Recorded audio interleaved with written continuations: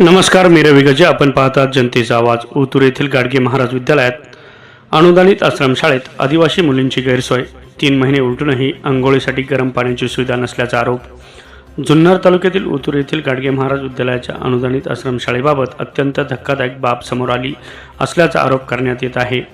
शैक्षणिक वर्ष सुरू होऊन तब्बल 3 महिने उलटले तरीही मुलींच्या वसतिगृहात अंघोळीसाठी गरम पाण्याची सुविधा उपलब्ध करून देण्यात आली नसल्याची तक्रार पुढे आली आहे. सध्या राज्यभर मुसळधार पावसामुळे थंडीचे वातावरण निर्माण झाले आहे. अशा परिस्थितीत आश्रमशाळेतील आदिवासी मुलींना रोज थंड पाण्याने आंघोळ करावी लागत असल्याचे त्यांच्या आरोग्याचा प्रश्न ऐरणीवर आला आहे. शिक्षणासाठी घरापासून दूर असणाऱ्या या मुलींना मूलभूत सुविधांसाठीही संघर्ष करावा लागत असल्याचे चित्र समोर आले आहे. आश्रमशाळांसाठी शासनाकडून विद्यार्थ्यांच्या निवास, भोजन, आरोग्य आणि इतर आवश्यक सुविधांसाठी मोठ्या प्रमाणावर निधी दिला जातो. मात्र हा निधी प्रत्यक्ष विद्यार्थ्यांच्या सुविधावर खर्च होत आहे का, असा प्रश्न या प्रकरणामुळे उपस्थित होत आहे. एकीकडे शासन मुलींच्या शिक्षणाला प्रोत्साहन देण्यासाठी, महिला सक्षमीकरणासाठी आणि आदिवासी विद्यार्थ्यांना दर्जेदार सुविधा मिळाव्यात यासाठी कोट्यवधी रुपयांचा निधी उपलब्ध करून देते. दुसरीकडे जर विद्यार्थ्यांना गरम पाण्यासारखी मूलभूत सुविधा मिळत नसेल तर संबंधित प्रशासनाच्या कार्यपद्धतीवर प्रश्नचिन्ह निर्माण झाले आहे. या प्रकरणी संबंधित विभागाने तातडीने दखल घेऊन वस्तुस्थितीची चौकशी करावी, जबाबदारांवर योग्य ती कारवाई करावी आणि विद्यार्थ्यांना त्वरित गरम पाण्याची सुविधा उपलब्ध करून द्यावी, अशी पालक आणि नागरिकांकडून आशा व्यक्त केली जात आहे. पाण्याने आंघोळ पाहिजे.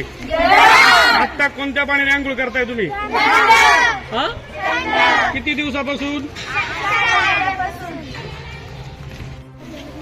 आपण पावसाळा चालू आहे, प्रचंड पाऊस चालू आहे आणि ह्या पावसामध्ये जर मुलांना थंड पाण्याने आणि मुलींना थंड पाण्याने आंघोळ करावी लागत असेल तर ही गोष्ट खेदजनक आहे.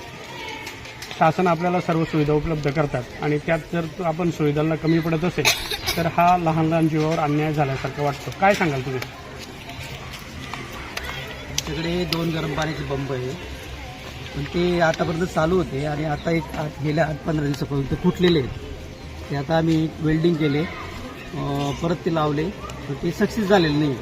आपण शाळा चालू झाल्यापासून, शाळा चालू होऊन किमान 2-3 महिने झाले, 3-1 महिने झाले असतील, तर 3 महिन्यापासून ही लहान लहान लेकरं थंड पाण्याने आंघोळ करतात. आपण सुद्धा करू शकत नाही, मोठी माणसं, पण त्या लहान मुलावर अन्याय होतोय असं तुम्हाला वाटत नाही का? अन्यायचं दूर ते सध्या अन्याय नाही वाटत आहे तुम्हाला? आताच गारठ्याचं प्रमाण वाढलं.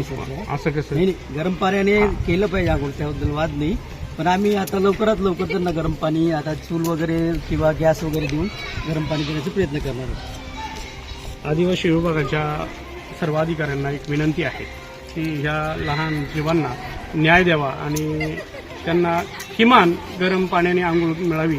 अन्न काय मिळतंय तो भागपुडच आहे, परंतु त्यांना आंघोळ करण्यासाठी जर थंड पाणी हे आज आंघोळ करावी लागत असेल तर हा या लहान जीवावर झालेला अन्याय आहे आणि त्याला वाचा फोडण्यासाठी आज आपण आलेलो आहोत.